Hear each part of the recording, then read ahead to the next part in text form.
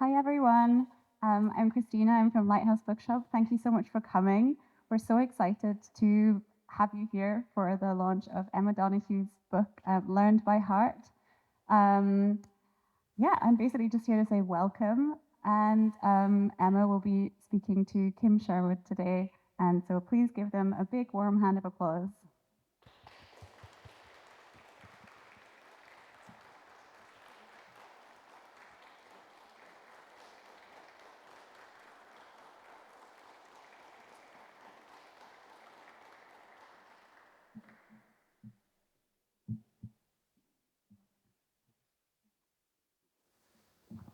Hello, all.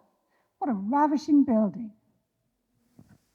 Hello, folks. So lovely to see you all here. Thank you very much for joining us on this beautifully sunny day. Can everybody hear us okay? Yes, excellent. So, I am so delighted to be talking to Emma Donoghue, an author of remarkable range from contemporary set novels such as the Booker and Women Prize shortlisted Room to historical fiction bestsellers such as Slamakin, short story collections, plays, films, for which she's also Oscar nominated. And we're talking today about Learned by Heart, this incredibly beautiful and devastating story about the love between two girls in the early 1800s that sees Emma actually return to very kind of important and familiar ground in her own work. And that's where we're going to start our conversation today, just hearing a little bit about the story and about the almost the history of the story for you, because I think it's been with you for a long time. Yeah, I'm slightly embarrassed about how long it's taken me to write this one because back in 1990, I happened across the first volume of excerpts from Anne Lister's diaries, which Virago had just published, and I was so gripped by Anne Lister's frank, astonishingly forthright voice, her sort of tell-all diary, which told all not just about her travels and her business practices and her political views and her bowel movements and how many miles she walked, but also the dozen or so women she had affairs with. It seems as if no one in Yorkshire ever said no to her. Um, so, yeah, I wrote my first play as a loose adaptation of that book of diary excerpts. And then I thought, I don't usually double back. I'm always rushing on to the next thing. But I remained preoccupied with Anne Lister. I wrote my first non-fiction book as an attempt to sort of answer the question for myself of what she could possibly have read by the early 1800s, which would have allowed her to form an astonishingly sort of modern sense of herself as both a gender bender and a lover of women. And then I got my agent through her, even because Helena Whitbread, who had edited those Anne Lister diaries, she came to see the play because she said Virago had warned her my play might be pornographic.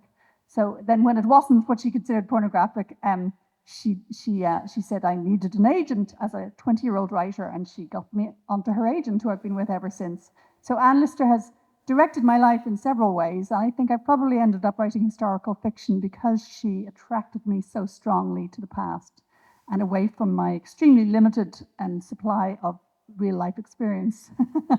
So, yeah, so all these years later, I've ended up writing a novel about a part of Anne Lister's life that uh, is not covered by the diary. It's the kind of interesting blank before it all begins. It's the year she was 14 and at boarding school in York, and she fell madly in love with the, the, the girl who was put in a room with her. And we have in Eliza Raine's hand a document showing where all the girls slept, and most of the rooms had 5 or 6 in them, and there was just one room called the Slope with 2 people in it, where the 2 oddballs seem to have been put. Anne Lister as shabbily dressed, rule-breaking, very, very intellectually brilliant tomboy from Market Wayton, and Eliza Raine as an extremely rich, illegitimate, biracial heiress from Madras in India. And they fell madly in love. So this novel is set mostly in 1805, the year they spent at school together, but with kind of a framing element of letters, fictional letters that Eliza Raine sends Anne in 1815, 10 years later. That's not a huge time period, but the gap between 14 and 24 is enormous. So Eliza Raine's letters kind of frame the chapters. So I'm just going to read you a tiny bit, actually from the last page, but it doesn't give anything away plot-wise, just for a little bit of flavour. But this is Eliza Raine. The dreams of youth rarely come to pass, I remind myself. We were not the first young lovers to fail at love in the end. And I ask myself why the present tense is the only one that matters. Can't the past be a sort of present too, if I plunge into memory and swim like a fish? Since every moment is fleeting, gone as soon as noted. So perhaps past, present, and future are all thin slices of reality, all flickering, all equally in some sense true. If Celia and her Rosalind, though 2 centuries old and made of nothing but words, will never be dead as long as there are readers to open As You Like It and let the girls escape into the forest, then could it be that our love can live on too in the blood-brown trail of ink as long as there are eyes to decipher it? So I keep writing, making my mark, staining the paper. I stroke the hushed weave and I wonder what white stockings, what old shifts were sold off and torn small to form this page. Rags of frocks I might have worn myself, or small clothes that once wrapped your lean thighs. Bengali calicos and muslins, the cotton that drinks in the Indian sun, and the English linen from drizzle-grown flax. All fabrics marry in the vat in the end to make paper. Stirred, pounded, battered, and bladed into pulp, laid in flat sheets, and slowly magicked into this page. And Indian ink made of lampblack and water, what's left after burning. Love has charred me, Lister. I lay my trace here, and it smoulders on. That's just a little bit from Learned by Heart. Thank you.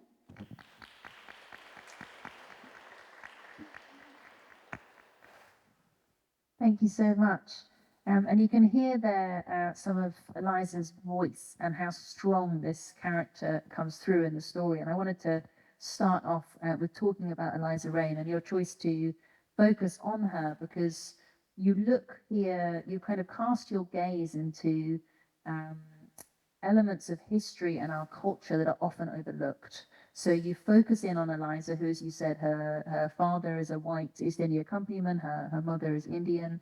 You bring her story where she's often left to the darkness. And you also focus on school years, which are often, I think particularly for young women, kind of overlooked as unimportant. And I wondered what that process was like for you in the writing, kind of shining a light on those areas that we often almost, it seems, seek to culturally sweep away. That's a good point. I often find that years before I actually write a novel, I mull over how much of a life to show and the perspective to show it from, who's to tell the story, but also sort of from what vantage point. So those were the 2 big things to decide. And I was pretty clear from the start that what I wanted to do was touch on a part of Anne Lister's life that was not in the diary. The diaries are from her 20s to her 40s, and they're an incredibly rich source, but I didn't want to, in any sense, regurgitate them. And as Anne Lister became better known as well, I really, I was more and more drawn to writing about Eliza Raine and to see Anne Lister through her eyes, because I think as a rich biracial young woman living in Yorkshire when she would have been one of the first faces of colour around, I think she had an absolutely unique perspective, and she can sort of spot many of the kind of hypocrisies of empire. She can hear things with a kind of a critical edge, the way Anne Lister wouldn't. So I really found I had expected to write the novel divided between the 2 of them. I thought I would alternate their points of view, and I tried writing a few passages from each of them, and I just thought I'm only interested in the Eliza Raine ones. So I decided she had to be the point of view of the whole book, and I wanted, rather than sort of trawling through their 2 long lives, I wanted again to give it a very sort of rigorous scheme of just setting it in the year they spent at school, and just setting it in the school days. I followed convention of a boarding school novel like Mallory Towers. I thought school is all that matters. I will set it in the school and I will just skip over the holidays, because I want the reader to feel enclosed like these girls are in this institution. And then I thought I definitely wanted a bit of a vantage point from Eliza's adult life, because she had a very tragic life, basically, and I didn't want to ignore that bit. But I thought if I have letters from her 10 years later, that will give a little bit of that perspective, because in Eliza's real letters, we have some real letters of hers preserved in the Anne Lister archives. That's all we have of Eliza. Everything else is lost. All her diamonds and property and so on. In the letters that are in the Anne Lister archives, nostalgia is the absolute keynote. She's always harking back, saying like, York is where my sun rose and where it's set. How can I not love that town? It's where I was shaped. So she was obsessed with their teenage love affair, whereas Anne Lister was always rushing forward onto the next project, onto the next woman. So yeah, to focus on their school days, I thought really suited anything from Eliza's point of view, because Eliza was always focused on that moment of, we had this great happiness, how did we lose it? So it became a novel really about nostalgia, because that's how Eliza saw it. Yeah, so choosing point of view is the great decision. And as you say, school days are often sort of skipped over. Even in biographical novels, often you have some key childhood scene, and then, like, especially if there's a movie version, it'll magically cut to when the character is about 20. But I'm really interested in those school days, and I had vivid memories of being 14 myself, and frankly, falling for a girl at 14 in 1980s Irish convent school was not that different from the early 19th century. There was a similar feeling of like, oh my God, love is like this dazzling light, but on the other hand, they're going to come for me with pitchforks. This terror of the authorities, this terror of being plucked out of school and sent off to priests or psychiatrists. So it wasn't that hard to imagine my way into a school in 1805. Yeah. And we have those resonances there between your experience in the 80s and going back to the 18th century. And there's also, I find it really interesting that in a historical novel, we have one character obsessed with looking back, looking at her own history, suffused with nostalgia. And we have this confinement to these very regimented spaces and these institutions that uphold society at that time, from boarding schools to asylums to the East India Company. And I think the 18th century has been with you as a subject for a long time. I'm right in saying you have a PhD on the concept of friendship between men and women in the 18th century. Yeah, which I'm not often asked about.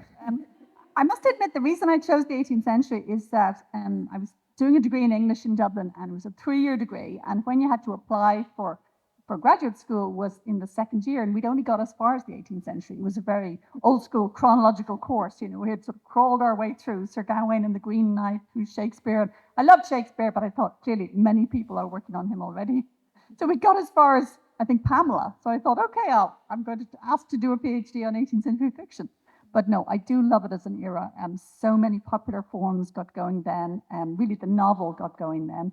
And a lot of those novels are all about women's lives, and they take women's concerns very seriously. I mean, in something like the novels of Daniel Defoe, the amount of linen a woman owns, like how many pieces of clothing, is crucial. It's like these are her stocks and shares.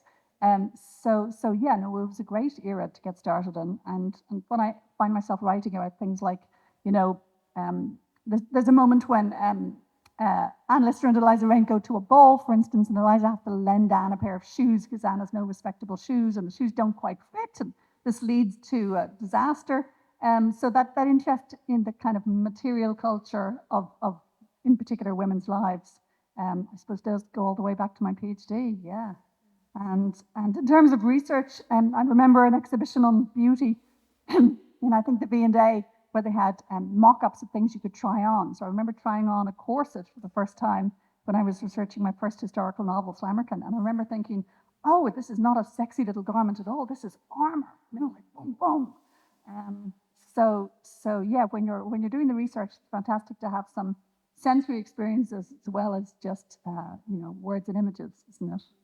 And there was that you talk about materiality in women's lives. There's a fantastic passage in the novel where they go to the races, and there's a female jockey for the first time racing, and found so frustrating is that it's such a brilliant metaphor for, well, she couldn't win because she was set up physically to fail by the kind of burdens placed on a woman, in this case riding, and not being policed almost, not to seem masculine. And I loved how you got into the materiality and objects of that in your research and in the book. Yeah, and some of my sources were physical objects. For instance, set of medieval and 17th century buildings where Anna and Eliza's school was. Their school was one of a number of tenants in the building, and they also shared the building. So it was a very multi-purpose building. But anyway, there's a room called the Huntington Room that still has lots of little bits of graffiti etched into the glass, and the graffiti is a girl saying what teachers they like. You know, it's this homoerotic window, basically. Lots and lots of them over the centuries. So somehow the idea that this was like carved into the glass, you know. And yeah, I often find doing research into, they turn out to be more substantial. So yes, I suppose I was interested in what leisure activities they tensions, you know, and it had this you know, active race scene. Was at York during their time there. I thought I've got to put in the jockey scene and women's prospects in early 19th century England as well. So I could never, for instance, hire somebody to do my research for me because I don't just want them to come back at the actual woman jockey. So there's no way to do that if somebody else is, you know. And you're looking, aren't you, for, there's a fantastic Walter Benjamin quote about archival research. He says, you're looking for that tiny spark of here and now. That's something that makes you feel like that's it. That's what it felt like to be in that body. That's the thing that would have seized that person's imagination at that time. And we really see the world through these girls' eyes. And you have a brilliant materiality to that through the book. There's a brilliant and excruciating scene where we have people's the pupils and teachers sitting around a teapot, and the teapot is illustrated with a with a drawing of an enslaved woman, and they're talking about how they would never buy sugar from they pay extra for anti-slavery sugar. Yeah, they're virtue signalers, and the principal and her sister who run the school. I think it's that I was hyper aware of racism all the time I was writing this novel because, you know, Eliza was this very privileged girl, and, you know, in her daily life, nothing seemed to stop her. There she was with this fortune in the bank, £4,000 sitting in the bank, very beautiful, well dressed, you know, box of diamonds upstairs. And yet I just knew that she would have been feeling racialized every time somebody looked at her walking through the streets of York. So one thing I wanted to do was to make the racism subtle rather than, you know, in historical fiction, racism often comes in very heavy-handed ways. And, you know, if you're writing about, you know, slave plantation, there's no other way to do it than in a heavy-handed way. But in this case, I thought it would be really interesting to look at sort of what we now call microaggressions and scenes of embarrassment and awkwardness, and scenes where Eliza's not even quite sure somebody means something, but she's wondering, might they? You know, and Alistair asks, what's your Christian name? And Eliza's thinking, did she slightly pause before she said Christian? You know, so sometimes Eliza doesn't know whether or not she's imagining something. She's prickly on the subject, as of course she would be. So yeah, I thought it would be interesting because there was a lot of sort of anti-slavery and agitation, and yet, of course, it was still fairly shallow. If all you were doing was buying a certain kind of sugar, you weren't really changing the world very actively. So I thought it would be great if Eliza had to sort of sit there opposite the anti-slavery teapot and, you know, seem grateful.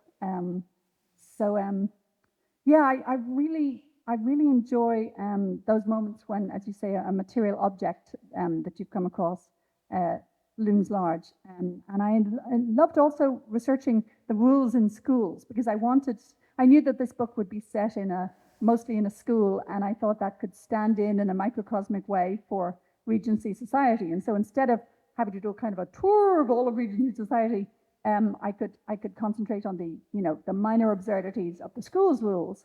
And I didn't know the rules for this particular school, but I looked at memoirs from lots of other women's schools, and they did a huge amount of sort of social surveillance and punishments and rewards for tiny little things. Like you couldn't stand too near the window in case a man looked up and saw you. Or at lunch, if you took 2 slices of bread, that was all right. But if you took 3, nobody would stop you. But at the next meal, you could only have 1.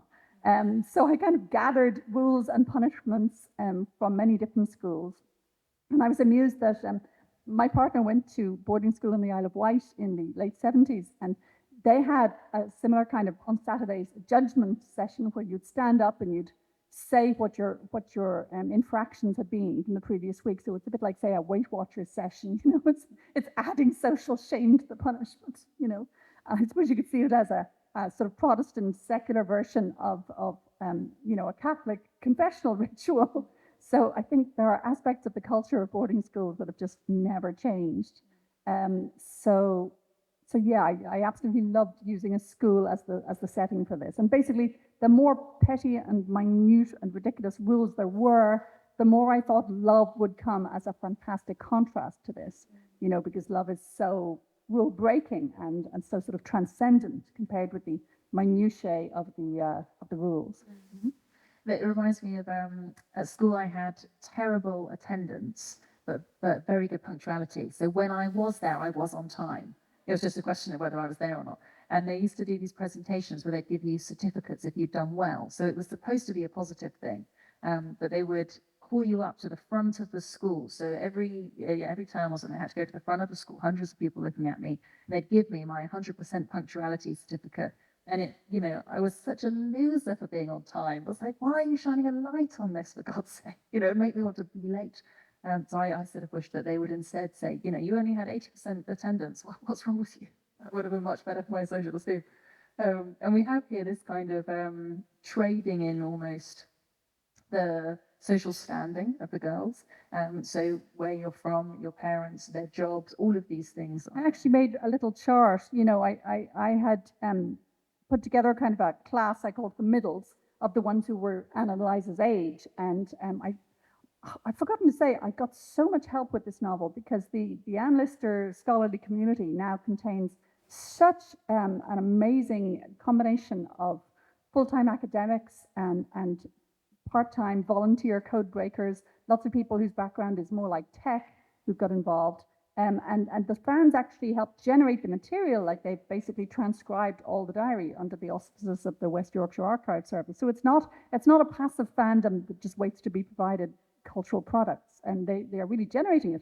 So my main source for this book was about 100 letters between Anne Lister and Eliza Raine after they left school, and 2 others in their social circle or about them. And I only was able to access these letters because 14 volunteers transcribed them for me generously, word for word, and put them on a database. So during lockdown, I was able to sort of log on every day and say, oh, another letter from Eliza. You know, it was just thrilling. So this particular researcher, San Rick in Ireland, I've never met her in person, but for over a year, she supplied me with details. I would say, do you know anything about this girl, Betty? You know, and she'd come back with something from a newspaper about the bank that Betty's father ran, or the fact that Betty's father died halfway through the term.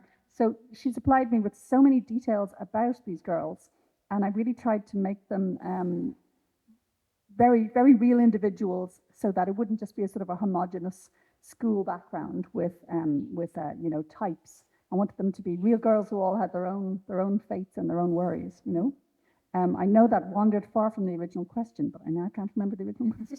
But that takes me on to, I wanted to talk a little bit more about Anne Lister being this very widely known character. Of course, most recently, kind of as Gentleman Jack on TV. And as you say, there's this very dedicated kind of fan base, really. But here you're writing about her as a teenager, as she sort of tries to work out what her own sexuality means. And there's one point in the novel where she wonders if she's a link between the 2 sexes. That's a direct link from the diaries, actually. Yeah, Anne Lister and gender is fascinating, because, I mean, we've got tons of examples of people assigned female at birth who lived as men during history. I mean, they're a very sort of clear category, whereas Anne Lister never passed as a man, never said she was a man. In fact, at times in the diary, she says things like, no, I'm glad I'm not a man, because then I wouldn't be able to socialize with girls like I do. And yet she very often talked about herself as, say, being husband to Eliza's wife, being like a man in many ways. So she really consciously bent and sort of mulled over all the rules of gender, and you know, has a sort of unique identity somewhere on that line. And I wanted to honor that. For instance, at in the school, I have her ask the other girls to call her Lister, like schoolboy fashion. And I really enjoyed the sort of gender play, because one thing I love about historical fiction is if you go way back before our modern labels were applied, then you get to explore people's lives in all their muddy variety without having to categorize them. And there was no category that anyone could put Anne Lister in those days. I mean, they might have said tomboy, but they didn't really have a sort of serious word for somebody who would claim to be the husband to another girl.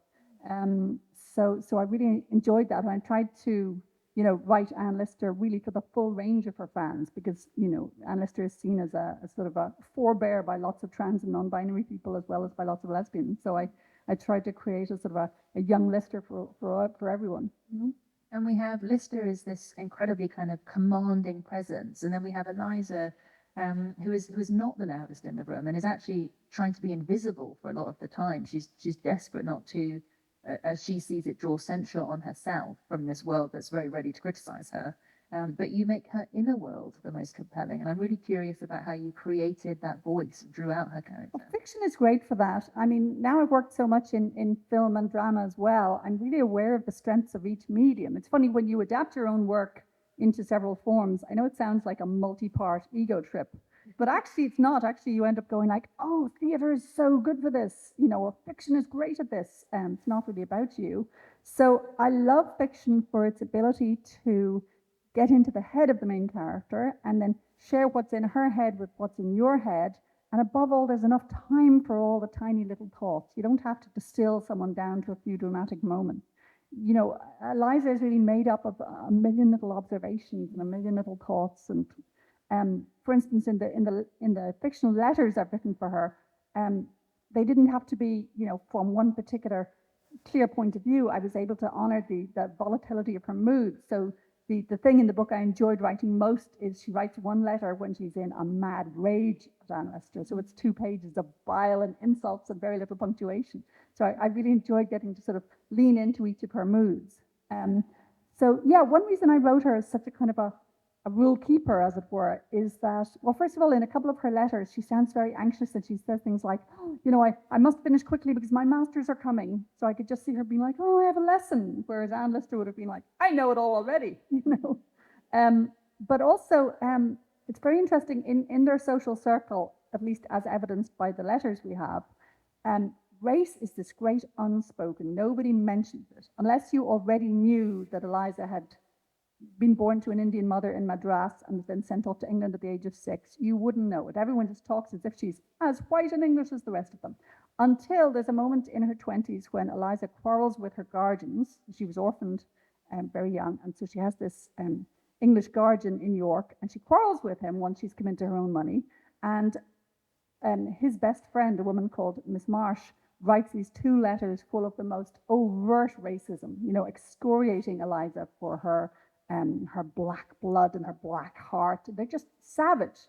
And those letters were such a helpful source for me, because it made me realize that clearly all this racism had been just under the surface. I mean, maybe not everyone felt it equally, but it was there. And basically, when Eliza first put a foot wrong by quarreling with her guardian, it all burst out. So it made me think that all those years Eliza had probably been, feeling, I cannot afford to annoy people. I can't afford to do anything that falls into any of the racial stereotypes of the Asiatic temperament. Of course, stereotypes tend to be multiple and on all sides. So you're trying to walk down the middle and not be either this or that, because, they can both be negative categories. So yeah, at school, she even feels she has to dress in a particularly sober way so that nobody will be like, oh, here comes Miss Fancy from India with her gold earrings, Whereas Anne Lister, in a way, had this sort of, I'm from good Yorkshire stock kind of confidence, even though she'd no money. So in a way, Anne Lister could afford to be eccentric. I think one real theme of the novel is the pros and cons of being a rarity or an oddity. So if you're confident in every other way, you can afford to say things like, oh, I'm unique in the world. Nature must have been in an odd mood the day she made me. But if you're already in this very marginalized category of being the biracial heiress, you just really feel you have to toe the line.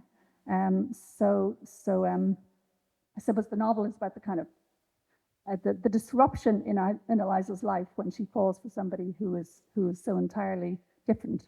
Yeah. And Lister is really drawn to Eliza's childhood, and she's always asking her for memories of Madras, which And Lister had never been out of Yorkshire at this point. right, yeah. And so she's hungry for adventure, she's hungry for travel, and she feels like Eliza almost has this thing that she wants. But there's a very moving passage where Eliza is trying to think of what memories would sound exotic but not bizarre. So she's trying to work out how to construct herself for Lister, who she trusts, and so that's even with somebody who she's this close with. And I was really curious about how you kind of went about constructing the mind of somebody who's almost having to split themselves in two at all times. Yeah, I'm trying to remember, is it W. Du Bois who talks about the double consciousness? Yeah. I suppose I read a lot, and contemporary fiction and contemporary sociology and so on, as well as historical. For instance, Eliza had a big breakdown in her 20s, and I mulled a lot over whether people would have been more likely to see her as mad because they saw her as, un-English. And I came across a brilliant article about how schizophrenia rates can be affected by whether you live in a racialized minority within a city. So it's not about who you are or who your peeps are. It's are you isolated in the city? And that stuff literally makes people mentally ill, just as we've seen that, say, being a black woman in America can make maternal death outcomes appallingly different from the white woman's outcomes. So yeah, I suppose I took in a lot of contemporary sources too, to mull over this question of what it might have been like for Eliza. This novel took me a long time to write, partly because I was feeling my way towards this, and I had many qualms about whether I was the right writer to do this, and so I really felt if I'm going to tackle this at all, I really have to get this right. And a lot of it is about the messages that that these schoolgirls are receiving from the world around them, whether it's Eliza being told that she's there's that really painful moment where she thinks, I've been learning the rules to one test and now I discover it's another one. So she's kind of being set up to fail by everybody. But they're all being given these kind of different scripts almost that they have to act out. And part of it is about marriage. So we're told, but it's for marriage that they've been trained, Eliza thinks. So what have their natures to do with it, and how else is a female to spend her life? I was really interested in that formulation, because often when we see female characters in historical fiction, they're often rebelling against confinement, but these girls are seeing marriage as a way out of the confinement. They don't want to be sent back home. They don't want to be the spinster living with their mother forever. And they're hoping marriage can give them something else. But it's also in some ways a trap. So it's almost a bit like the double consciousness. It's like they're being held between these two things. They think one is freedom, but it may not be. And a paradox of boarding schools is that, yeah, they were very much trying to inculcate in you the qualities you would need to be a wife and mother, and yet, of course, they were a little women's world. They weren't a bit like marriage. You didn't do domestic work typically in these schools, but the idea was like you learned to do maths so that you could teach your son maths, that kind of thing. And they did effectively run on the passionate friendship between girls. This was just, this was the kind of life force of the school. And one of the few documents I found about this particular school, King's Manor in York, was by a woman who said that basically she had a miserable time there, except she made her best friend for life, And women's memories of schools often focus on the friendships and the kind of sort of passionate pair bond, which, generally nobody would have been pointing at or making casting aspersions on. I mean, boys' schools, everyone was aware of the risk that they'd have sex, but in girls' schools, the focus was on, harnessing the friendship to sort of keep you in the school and keep you obedient and keep you, good. So I thought the idea of two girls falling in love within a school like that could be quite paradoxical, because they are all encouraged to be great friends with each other. So that finding that line between what they would have called romantic friendship and sapphism was quite a delicate one. And they're drilled with this motto of you have to be useful and agreeable. That's the two kind of highest values they can aspire to be useful and agreeable. And it got me thinking about how today, as women, we still kind of receive the same message: be useful to others, perform kind of labor for others in some way or another, and be agreeable. Don't be difficult. There's that Jane Goodall line: it's very easy to be a difficult woman. That's why there's so many of us.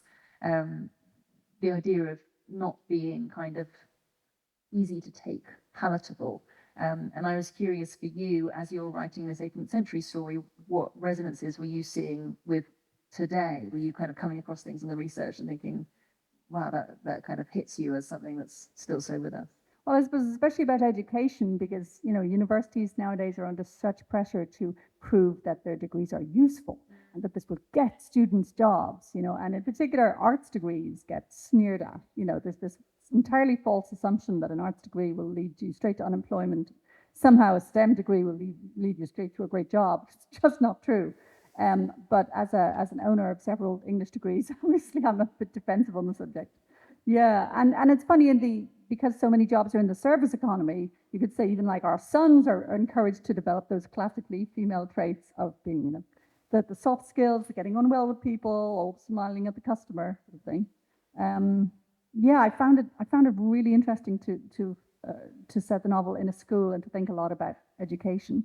And the actual pedagogy in girls' schools at the time was terrible in that they basically had to memorize things, and was the ultimate act of obedience was to memorize entire chunks of often 18th century texts like Johnson's dictionary. And if you fell behind, if you stumbled in your recitation of what you'd learned, you'd be given more to learn. So some girls could end up 10 pieces in debt. And so I thought actually Anne Lister would have done fine in a situation like that, because she clearly had an incredible memory and she was very self-educated. So just as frankly I got away with things at school because I was getting good enough marks that then the nuns would let me take time off classes to found a magazine or something. So similarly, I thought Anne Lister would probably wriggle her way through the system on getting merit points for her lessons, even if she got demerits for her ungainly walk, sort of thing. And she's almost starting this kind of revolution in the school, because she starts to rebel on behalf of other people, and they say, "Oh, Lister, ask if we can have a fire, ask if we can have this." So she's this kind of breath of fresh air that comes through the school, and that almost challenges this idea that they ought to be grateful and happy within the rules. And there's this line that comes up later where Eliza wonders, "If I protest against my confinement, I only prove that I need to be confined." So this kind of paradox that ultimately traps you. And a lot of the novels seem to me to be exploring the theme of performativity, kind of performing the idea of subservience, performing the idea of womanhood, even, whatever that means. And I was wondering how that was for you in the process. Did that theme kind of arrive early on, or was that something that came through as these characters try and assert themselves? I think it came out of Eliza's perspective, because Eliza is so self-conscious. And in the remaining letters we have from her, I mean, the moods really go up and down, but often there's this focus on how people see me. So, if she's feeling down, she'll say like, "Oh, I don't think anybody would care if I died of my cough this winter." And if she's feeling high, she'll say like, "Oh, everyone's head turns as I go by and they all copy how I wear my hair." There's this acute self-consciousness at every point. And I really think that does come from the fact that she was constantly, racialized and othered by all the people turning to gawk at her, even if part of it was their admiration. So whether she saw herself as glamorous or as the outcast, it was always self-consciousness. So I think that probably set the theme for the book. I find point of view the key decision to come to. And so whoever I decide to sort of entrust the perspective of the novel to will tend to sort of set the themes as well. I think if I had written it from Anne Lister's point of view, it would have had very different themes, actually, even if set in the same place with the same conversation. That's really interesting. And we have this, almost the flip side of performativity is the gaze, as you say, the people kind of, the onlookers and the surveillance of the school. And you really pull that through. And it got me thinking about, you also write the stage, you write the screen, you write the things where it is about the gaze, it is about people looking. And I'm curious, how does your writing change when you move between those different modes? I suppose, yeah, stage and screen, the circumstances might differ and the budget can certainly differ, but they're all time specific. Like there's a limit to how long you can make people sit before their bums will hurt, right? So there's always a ticking clock. So I'm always like, okay, how can I tell the story in an hour and a half? Whereas fiction is wonderfully leisurely. People can take their time at it and read it when they have a chance to. So I suppose, say, if I had to pick one, I would probably go for fiction because I love being able to give time to every little thought, everything I want to say, and to slowly build up patterns. You know, you can sprinkle in little references, and then they all come together wonderfully by the end. You can do it in a delicate way, whereas in a screenplay or a play, you've got so much less in the way of words, so it seems a bit more heavy-handed if you choose to devote 10 of your words to a certain line. But on the other hand, in performance art, the actors get to do so much without words. I mean, anytime I've had a first table read with actors of any script I've written, I'm slashing entire paragraphs even as they say them, because I'm thinking, oh, no, that's been clear already from how you performed the last line. So it's wonderful how much they can communicate visually. And in film in particular, it's quite mysterious to me. You know, almost as you carve away dialogue, the less there's left, the more powerful it is, and the more people are able to infer a huge amount just from big, long close-ups of those gigantic faces on the big screen. It's funny how people invest in the faces of film stars, and even with relatively few words, they will bond so strongly with them. But in terms of kind of themes and so on, it's sort of agonizing deciding, you know, which few words you can keep in a play or a film compared with in a novel. Yeah.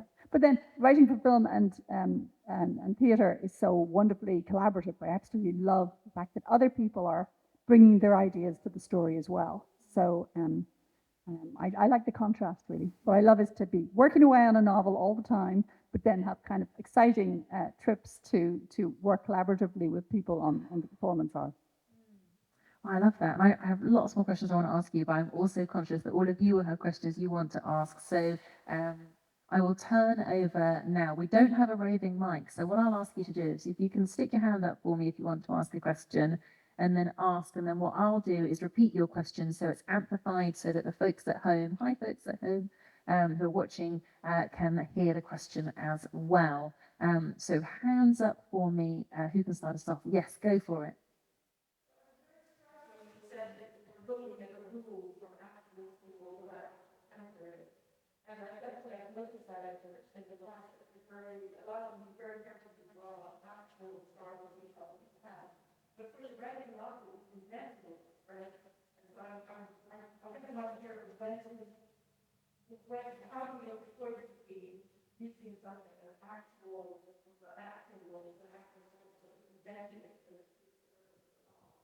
That's a lovely question. Thank you. So for those at home, the question is about where is the line between drawing on historical research and giving yourself kind of permission to invent and that sort of license of fiction? Yeah, and specifically in, say, the rules of the school. That's a good example. Yeah, I suppose I could have just decided to make up a set of rules that would have suited me, you know, but there would be a danger that those rules would be less illustrative of the mindset of the time than the real ones. So I think the real ones are probably a very helpful hint to me about what mattered. For instance, I'm not sure I would have thought to limit the number of bread slices you could take, but actually, you know, limiting women's food and having rules to make sure they all had some bread, but that they didn't have too much bread. And that speaks so vividly to the you know, the condition of girlhood then and now. As a society, we're very preoccupied with sort of what girls eat. And so I always like to immerse myself in the historical sources to get the vivid examples from the time, but then of course I choose from them the ones that really work for me. I remember, for instance, one particular, I'm trying to remember, I had a source that was a bit out of my time period. It was maybe more like a French school, 1860s, but they had some particularly vivid, I think it was the things you had to wear on the Judgment Day. Yeah, like the ass's ears or the liar's tongue. It was some really juicy detail, and I was like, ooh, I want that. You know, so even though it was out of my period, I let myself use it. But say, you know, one of the texts that this really helpful researcher, San Ricken, found me was a letter from one of their teachers, Miss Lewin. And, you know, all we knew about Miss Lewin was that she was a teacher in the school, but San found me this letter that turns up in the biography of an Irish playwright, Arthur Murphy. She happened to be a pen pal of his, because she sent him a letter, and it happened to be from York, where she said, let me tell you about my new job. And she says in it, she describes the school and the fact that there's a pig living in one of the rooms of the school. I would not have thought to invent the pig. You know, I would probably have kept the school as quite a sort of genteel environment. I wouldn't have brought in the pig. So that was a great help to me. But also, the teacher talks about having moved up from Hampstead in London with her partner, Mrs. Morris. Again, I would not have given them a lesbian teacher. I would have thought, oh, that's a bit unlikely. That's too convenient. But no, there was one. So then this ended up being a whole scene where she talks about Mrs. Morris, and Eliza's like, hang on, could they possibly be? They're so old. Yuck. Which I would say is a timeless teenage reaction to the thought of your teachers having a sex life. So I like the oddity of historical sources. Once I wrote a novel about a Victorian divorce case called The Sealed Letter, and the woman in it who was being divorced by her husband, she was having affairs with two of his military colleagues overlapping.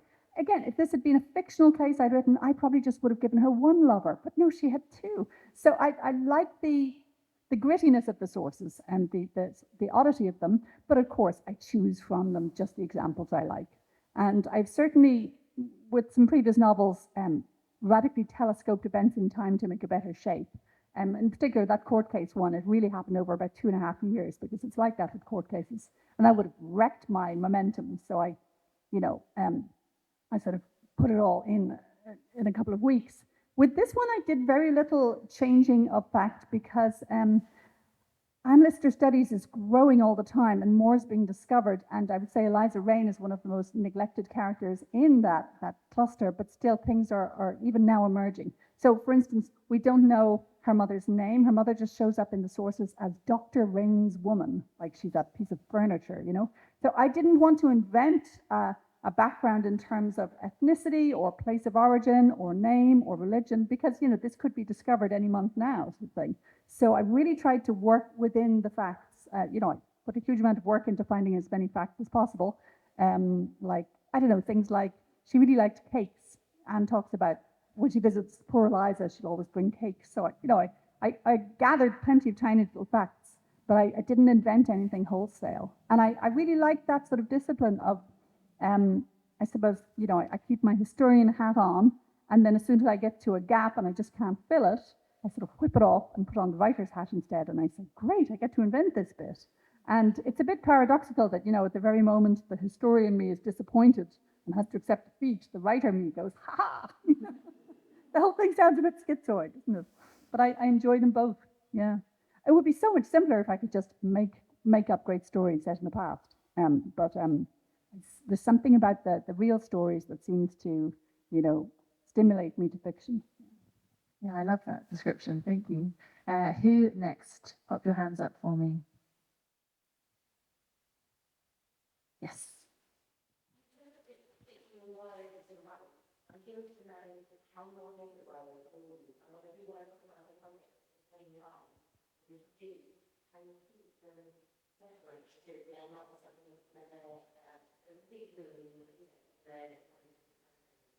That's a really nice question. Thank you. So the question is about what does a while mean for you to write, and do you balance multiple projects at once? And if so, how do you go about it?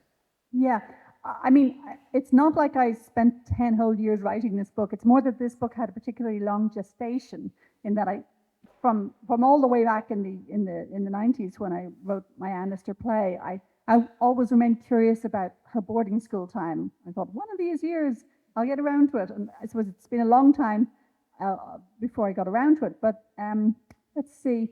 I did a research trip in 2015, so I've probably been spending at least part of my year on this book since then, but only part of it. I always work on multiple things to keep it interesting.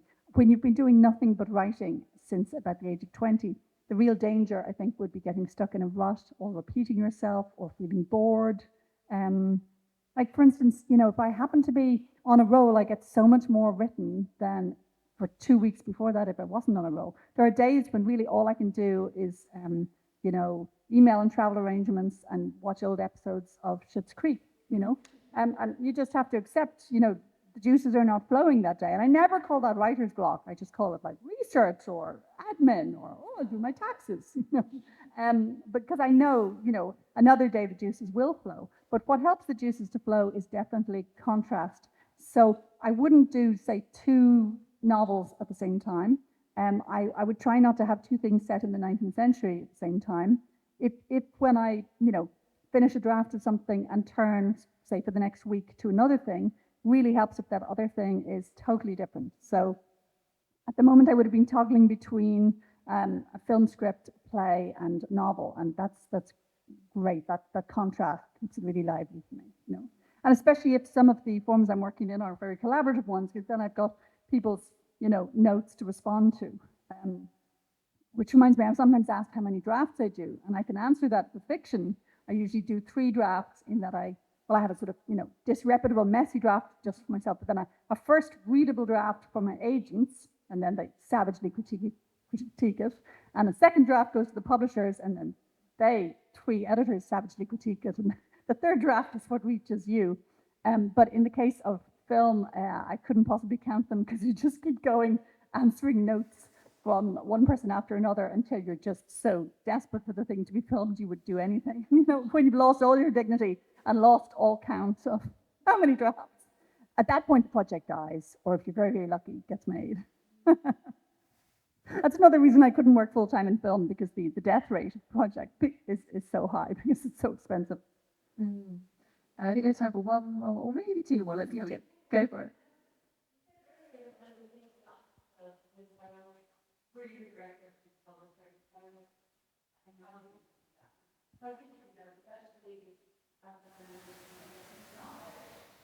You're absolutely right. I had so many qualms about this. And it's not that I decided I was the best person. It's just I felt irresistibly drawn to telling the story really over the guts of 30 years. So at a certain point, I thought, I'll have a go. I probably did even more research.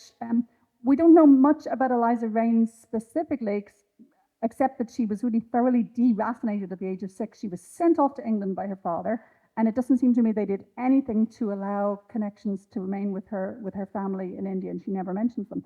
But what I did have was the huge cohort of the sort of children of the East India Company to draw on, in that these Englishmen and Scotsmen working for the East India Company, which was the biggest corporation in the world, they had so many children. And we know a lot about them and the terrible fates of some of them. Some of them were never acknowledged or were cast off, abandoned in the street.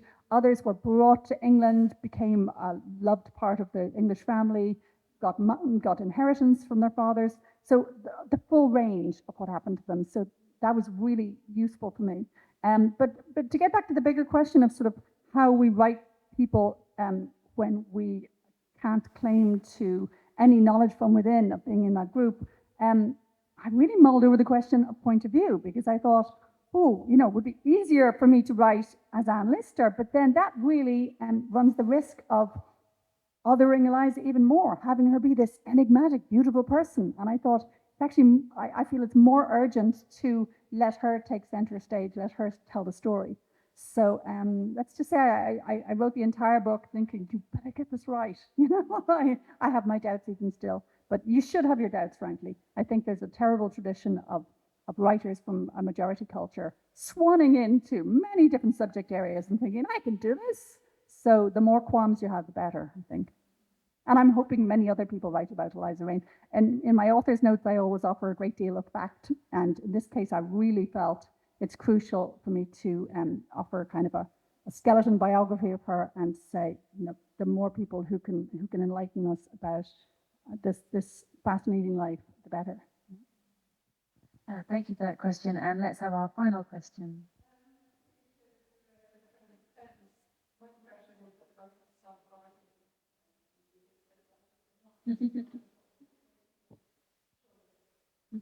It's a question about choosing which tense to write in, and particularly the sort of popularity or not of the present tense. Yeah, no, what readers really hate is something I did in my novel, The Pull of the Stars. I didn't use quotation marks around the dialogue. Whoa! And even though some writers like Ali Smith and Roddy Doyle do this all the time, when one of us who hasn't been a punctuation-free zone tries it out, readers can be savage about that. But no, you're right. Some readers don't like the present tense. I don't have a rule about any of these things.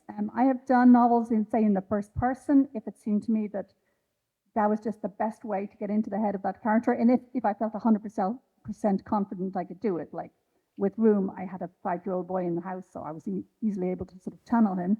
But similarly, I mull a lot over past tense or present, and it just depends on the book. For instance, in this case, I really wanted life at school to feel very immediate and moment by moment, and no sort of long perspective on it, just like, oh, what's for lunch?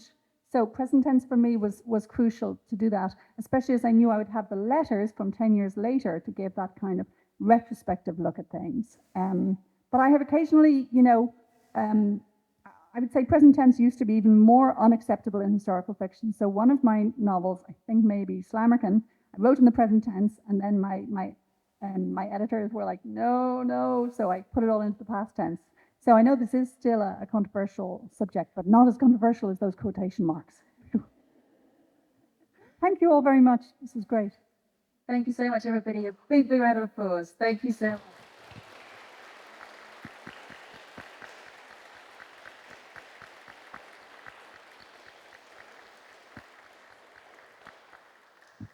And I cannot